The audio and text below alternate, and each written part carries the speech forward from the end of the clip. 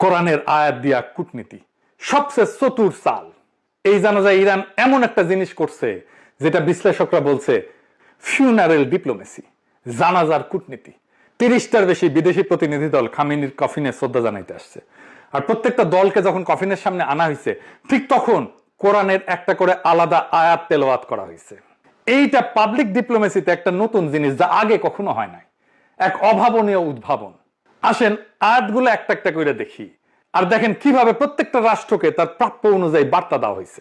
তার আগে আর একটা জিনিস বলে নিই, ইরানের চোখে বিদেশি রাষ্ট্রগুলো দুই ভাগে বিভক্ত। এক ভাগ হইল রেজিস্ট্যান্স ক্যাম্প, যেমন হামাস, হিজবুল্লাহ, ইসলামিক জিহাদ, হাস্ত আল শাবি, লেবানন, এরা ইরানের আদর্শিক যুদ্ধের সহযোদ্ধা। ইসরায়েল আমেরিকার বিরুদ্ধে একই কাতারের লড়াকু এরা। এদের আয়াত দেওয়া হয়েছে যুদ্ধ, অঙ্গীকার, শহীদ, বিজয়ের। অর্থাৎ তোমরা আমাদের সৈনিক, আমাদের সহযোদ্ধা, আমাদের কমরেড। আর এক ভাগ হইল মিশর, কাতার, তুরস্কের মতো রাষ্ট্র। এদের বেলায় ইরানের বার্তাটা মূলত তোমরা জানাজায় আসছো, আমাদের বৈধতা দিছো, এই জন্য ধন্যবাদ, কিন্তু তোমরা আমাদের যুদ্ধের সৈনিক না। তাই এদের দেওয়া হয়েছে প্রশংসার আয়াত, জান্নাত, সন্তুষ্টি, কিন্তু যুদ্ধ বা সহযোদ্ধার আয়াত না। হামাসকে কি বলা হইল? বাংলা হইতেছে মুমিনদের মধ্যে এমন কিছু মানুষ আছে যারা আল্লাহর সঙ্গে করা অঙ্গীকার সত্য প্রমাণ করছে। তাদের কেউ কেউ নিজেদের অঙ্গীকার পূর্ণ করছে, আর কেউ কেউ অপেক্ষায় আছে। তারা তাদের অঙ্গীকারের সামান্যতম পরিবর্তনও আনেনি। অর্থাৎ তোমরা কথা রাখছো, তোমরা আমাদের লোক। হিজবুল্লাহকে কি বলা হলো? বাংলা হইতেছে তোমরা দুর্বল হও না, দুঃখ করো না। যদি তোমরা সত্যিকারের মুমিন হও তবে তোমরাই বিজয়ী হবে। যদি তোমরা আঘাত পেয়ে থাকো, তারাও অনুরূপ আঘাত পাইছে।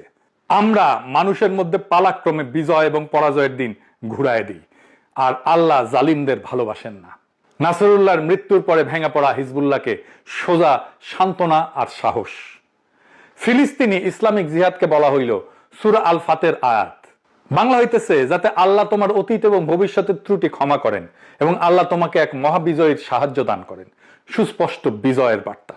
সিনকে দেওয়া হইল আর এক আয়াত। বাংলা হইতেছে আল্লাহ এটি করেছেন শুধু তোমাদের জন্য সুসংবাদ হিসাবে এবং তোমাদের হৃদয়কে আশ্বস্ত করার জন্য, আর বিজয় তো কেবল আল্লাহর পক্ষ থেকেই আসে। একটা ইতিবাচক বন্ধুত্বপূর্ণ আয়াত।